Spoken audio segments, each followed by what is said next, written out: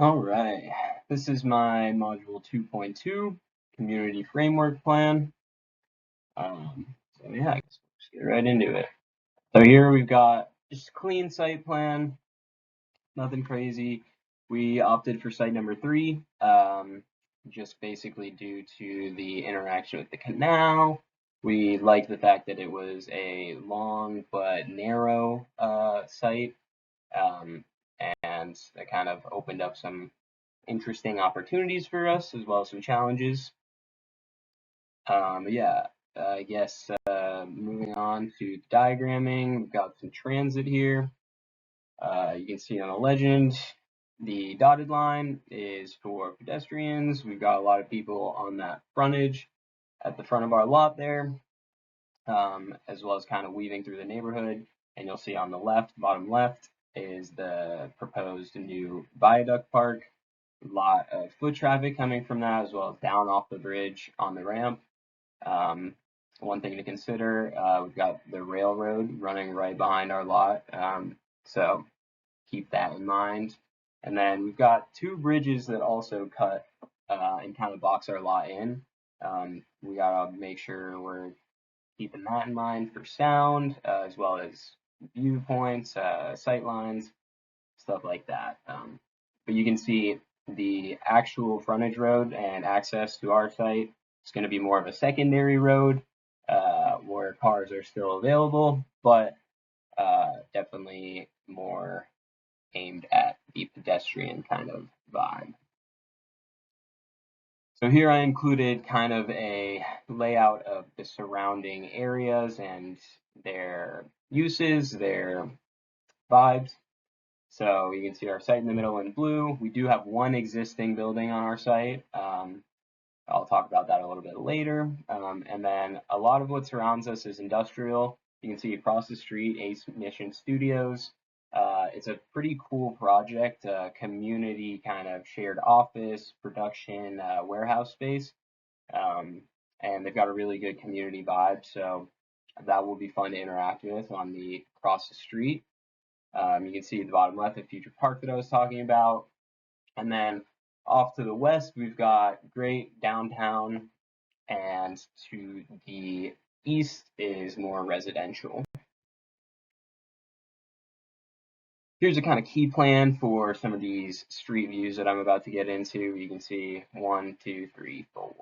Keep that in mind. Street view 1, looking off to the south. Um, you can see the future park right there on the corner of our lot, as well as the 6th Street Viaduct ramp that's coming down right adjacent to us. Definitely an opportunity for something to happen there in that corner of the lot. There's going to be a lot of high pedestrian traffic, like I said. Um, this would definitely be a good space for any kind of semi public or even just commerce and public spaces that are going to get a lot of interaction from that pedestrian traffic.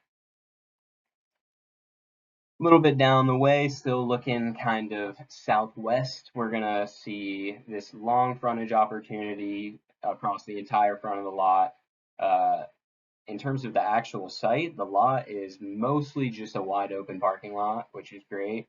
Leaves it kind of free and open to interpretation. You can see also great views of the canal, obviously right adjacent to us, and downtown further out. Same kind of situation here, looking northwest instead. You can really start to get to see that city off in the corner there. Hopefully some elevation will help get better views on that. And yeah. And then on the north end of our lot here, we can see we've got the 4th Street Bridge right against our lot. Definitely something to think about and gonna have to deal with there. We've got our main vehicular access currently to the site with the gate there. And then again, views of downtown. So here's my isometric diagram. I wanted to keep it kind of simple and then dive a little bit more in depth. The main kind of things that we noticed about the site was the pointed out in orange here, noise, downtown views as well as mountain views to the east, And then we did want to talk about the kind of interaction with that new park, as it is directly adjacent to us.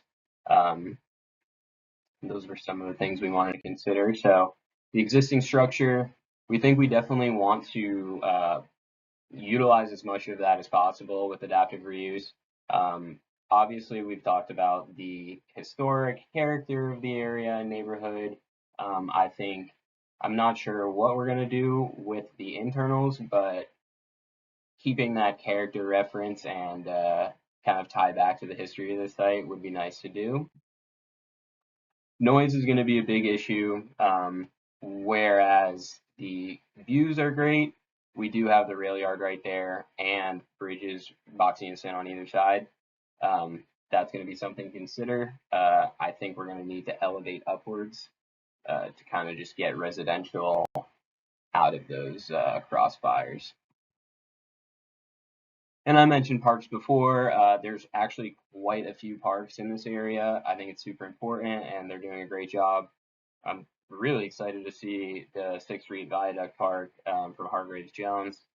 They have some really great plans, but I think that's going to absolutely ignite the community and really become a cornerstone there. This is kind of what I was mentioning before. You can see on the right side the 6th Street Viaduct, quite tall, pretty much the tallest thing in the skyline there. And then on the left, the 4th Street Bridge. I think we're going to need to take this concept of elevating things to get above those bridge points, get residents a better view, away from the noise, stuff like that. And then, yeah, here is my physical model. Yeah, hope you guys enjoyed. Have a good one. This was 2.2.